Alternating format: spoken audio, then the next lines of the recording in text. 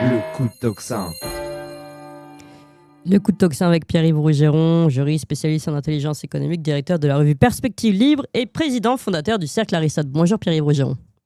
Bonjour Clémence. Si vous le permettez, juste avant de parler du Salon du Livre, je vais passer un extrait, l'extrait envoyé par Pierre-Guillaume Mercadal cette nuit pour cet appel au rassemblement des agriculteurs. Écoutez ça et ensuite on vous redonne la parole. Ça y est, aujourd'hui on est en guerre. Dans cette ferme, demain, 208 vaches vont être abattues pour une malade. Les amis, on est arrivé à faire un petit exploit. Aujourd'hui, on a tous les syndicats agricoles qui sont unis, à l'exception de la FNSEA qu'on enjoint à nous rejoindre et qu'on supplie même de nous rejoindre pour la cause agricole et pour arrêter ces massacres. Et là, demain matin à 9h, on a besoin de vous tous. Chasseurs, agriculteurs, consommateurs, animalistes, tous les syndicats non syndiqués. On a besoin de tout le monde. On est déjà une armée, mais si vous êtes prêts à nous rejoindre, on sera invincible. On a besoin de vous pour arrêter une bonne fois pour toutes ce massacre et pouvoir sauver l'élevage bovin français. Sans vous, la paysannerie va se mourir et vous avec, parce qu'on est le seul métier où on a besoin de nous 3 fois par jour. Demain matin, l'abattage est censé avoir lieu à 9h. Alors arrivé avant 9h, on a besoin de tout le monde. Pensez aussi, on est en Ariège, à vous couvrir et si vous avez des masques, n'hésitez pas à les prendre. On est ensemble.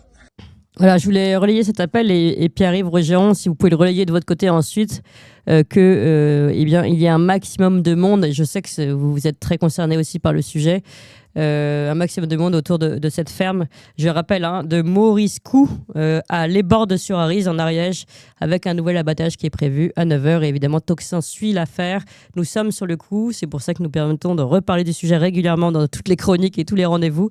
Mais c'est très important. Mettez des pouces aussi, appelez vos amis pour qu'on soit plus nombreux sur ce live. On va suivre ça et voilà, les choses s'organisent pour éviter l'abattage et on va le suivre avec vous en direct. Pierre-Yves Rougeron, je ne sais pas si vous avez un mot à dire d'abord au sujet des agriculteurs. Je ne suis pas surpris de voir mon camarade Pierre-Guillaume en première ligne. Je ne suis aussi pas surpris non plus de la manœuvre. Je viens du cœur agricole du Perche-Ornais, donc les punitions et les humiliations anti-paysans, j'ai vécu ça toute mon enfance. Donc bon, et puis s'attaquer à leurs bêtes, on n'imagine pas ce que c'est ces bêtes pour un paysan, si vous voulez. Et les services, particulièrement les services de l'État et particulièrement les vétérinaires d'État, ont un rapport très ambigu aux paysans. Faut pas. Vous en avez qui font leur boulot la mine grise et qui regardent leur pompe. Vous avez aussi des gens qui sont parfaitement conscients d'être les rouages d'une humiliation élitaire. Et quoi de plus bas à leurs yeux que s'attaquer à un paysan, parce que si vous voulez, le paysan pour eux n'est pas vu comme par rapport à son rôle social, il est vu par rapport au niveau de revenu qu'on lui prête. Donc on peut en faire à peu près ce qu'on veut. Donc c'est particulièrement courageux des équipes comme Tocsin de relayer comme ça, parce que nous, quand on était gamins, évidemment, tout ça n'existait pas. Donc c'était des destructions dans l'ombre. Ensuite, vous aviez la famille paysanne qui plongeait, et au pire du pire, vous aviez des heurts entre paysans et services de l'État avec parfois des drames. Moi, j'ai un petit souvenir de ça quand j'étais gamin. Ouais. Bah c'est pour ça qu'en effet, on veut vraiment le relayer. Là, j'ai annoncé, je le redis d'ailleurs. Là, évidemment, alors, vous savez comment ils fonctionnent. Ils ne préviennent pas, évidemment, qu'ils vont abattre. Ils ont prévenu... Bien sûr que non. Là, c'était donc avant-hier à 17h qu'ils allaient revenir le lendemain. Finalement, comme ils étaient déjà bien nombreux, la ministre a annoncé qu'elle viendrait pour mettre en place un protocole. Elle n'est pas venue. C'était soi-disant, j'imagine, pour qu'elle met un peu les choses. Et là, aujourd'hui, 9h, abattage, le moment où tout le monde est un peu démobilisé. Il y a moins de monde. Mais ça n'a pas pris cette fois-ci. Les gens sont là. Nous, du coup, comme on pensait qu'il y avait ce protocole qui se mettait en place, on s'est un peu laissé berner. Je pensais peut-être aller sur place, mais on n'a pas fait le voyage. La prochaine fois, je vous assure, chers amis, Tocsin sera sur place et je serai sur place. Et s'il faudra camper sur place, on campera sur place. Mais il est hors de question de laisser passer ça encore une fois. Là, déjà, aujourd'hui, je vous l'ai déjà dit à vous tous qui nous écoutez, prenez contact avec nous pour qu'on ait des images. Parce que, comme dit Pierre-Yves Rougeron, c'est trop facile de laisser passer ça dans le silence et dans la solitude. Et il faut qu'on relaye ce qui se passe. C'est trop terrible. Alors, Pierre-Yves Rougeron, vous êtes quand même venu aussi pour parler du Salon du Livre Alternatif, ce qui est important. Parce que non seulement il faut se muscler physiquement et résister, mais aussi intellectuellement. Et c'est l'objectif de ce salon. Oui, parce que c'est notre salon d'hiver et on a décidé, parce que d'habitude on fait un salon avec tous les auteurs du Cercle Aristote, et là on a ouvert à toutes les maisons d'édition de petites et grandes de la mouvance, de la mouvance souverainiste et alternative, donc les éditions de l'Artilleur, qui sont représentées par Alexandre Delval, les éditions Max Milo, qui sont représentées par Philippe Pascot, donc voilà, plus des petites maisons qu'on entend soutenir, et donc il y aura... Là, vous voyez ici l'affiche, pour ceux qui ont l'image. Pardon, je vous ai coupé. Donc, 13 décembre, de 12h à 20h. Où ça exactement ? 10 rue Croix des Petits Champs. 10 rue Croix des Petits Champs, donc c'est métro Opéra au Palais Royal. C'est le cœur de Paris. Voilà, c'est au cœur de Paris, c'est assez central. Ceux qui se rappellent de la petite mésaventure du salon d'été, où il y a eu beaucoup de monde, mais on avait beaucoup rigolé, parce que le dernier invité était Jean-Frédéric Poisson, il avait été arrêté par quoi ? Par la Gay Pride. Donc, il fallait que ça tombe sur lui. Donc, il en garde un souvenir tout énamouré. Mais donc voilà, c'est aussi une journée d'amitié et de contact, parce que si... on est tous dans nos couloirs parce qu'on a énormément de travail chacun. Et je vous remercie d'ailleurs de pouvoir me donner l'occasion de parler de ça.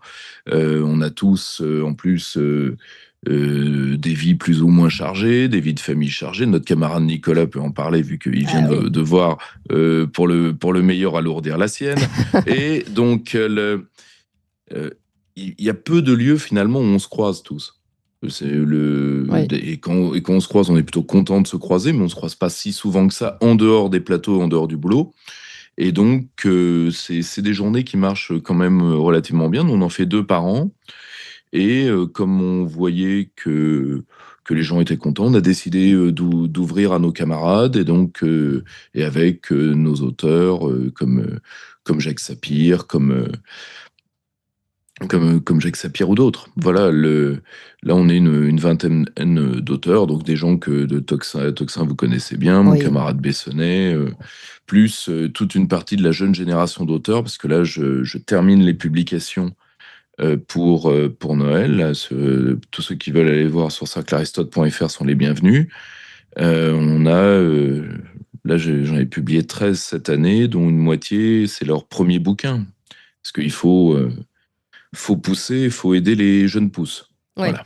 Eh bien, merci beaucoup Pierre-Yves Rougeron. Je vais demander qu'on remette l'affiche pour nos auditeurs et ceux qui ont l'image. Comme ça, vous avez toutes les informations. Évidemment, on les met aussi en lien. Donc, le 13 décembre, de 12h à 20h, entrée 5 €. Voilà, vous savez tout. Donc, avec beaucoup de noms que vous connaissez, chers amis. Jacques Sapir, Nicolas Depraz. Qu'est-ce qu'on a d'autre ? Romain Bessonnet, j'essaie de trouver ceux que vous connaissez ici à Toxin, ou en Pierre Laurent Vigan. Ozon, Philippe Pascot. Laurent Ozon, évidemment. Et puis vous, Pierre-Yves Rougeron, surtout, je pense qu'il y en a beaucoup qui sont très heureux de vous retrouver. Comme vous l'avez dit, c'est important. C'est important de se retrouver, de se voir en vrai. Les réseaux sociaux ne sont que le départ, ou les réseaux, enfin les plateformes ne sont que le démarrage d'une vraie organisation de résistance intellectuelle, on peut dire. Il faut se voir, il n'y a que ça qui marche. Et puis on ne sait jamais. L'avantage du fait de se voir, c'est que ça, pour le coup, ils peuvent nous la rendre plus difficile, ils ne peuvent pas nous la prendre. Ouais. Tout ce qui est numérique, nous allons entrer en période électorale dans pas si longtemps que ça, on verra. Oui, on est en Union européenne, donc toute liberté est conditionnelle. Oui. En France aussi, oui. On est en France, donc n'oubliez pas que la démocratie n'existe pas. Voilà, merci beaucoup. Vous êtes moins libre qu'hier, mais vous inquiétez pas, vous l'êtes plus que demain. C'est super optimiste. Merci Pierre-Yves Rougeron. Allez, retrouvez Pierre-Yves Rougeron et tous les autres résistants de la pensée intellectuelle dans ce salon du livre. Vous l'avez bien compris, samedi 13 décembre. Merci Pierre-Yves. On continue. N'oubliez pas qu'on a une chaîne avec une émission tous les jours à 18h. C'est Toxin Plus P-L-U-S. Alors le lundi, vous retrouvez les sketchs de Laurent Firode. Bonjour, je suis Laurent Firode. Le mardi, vous retrouvez l'émission historique d'Éric Branca avec ce qu'il appelle les parts sombres de l'histoire. On apprend des choses vraiment passionnantes. L'Europe unie n'est dans l'esprit de Monnet qu'une étape vers ce fameux gouvernement mondial. Le mercredi, vous avez le RIC. Allez voir les débats animés par Fabrice Grimal. Il y a eu le service militaire, il y a eu les régions, l'audiovisuel public. C'est du débat et on vote sur Toxin. Là, au moins, on a le droit de voter. Je vous rappelle qu'avec le RIC Toxin, la France a rétabli la peine de mort, privatisé l'audiovisuel public et rétabli le service militaire. Et puis le jeudi, vous avez l'émission scientifique tenue par Alexandre Cugnache. Et le vendredi, Renaud Bochart, tout le monde sait. Alors Renaud Bochart, c'est notre chroniqueur pour les États-Unis. Et là, il organise des interviews qu'on prend le temps en plus de traduire. Allez voir aussi ces émissions qui vous permettront vraiment d'avoir un coup d'avance sur ce qui se passe aux États-Unis par rapport aux autres médias. Et enfin, la grande nouveauté, dimanche, vous retrouvez l'émission humoristique Le jour de Gouaille est arrivé. Parce que là, c'est nos limites dans l'humour. Vous allez voir, c'est du très très lourd.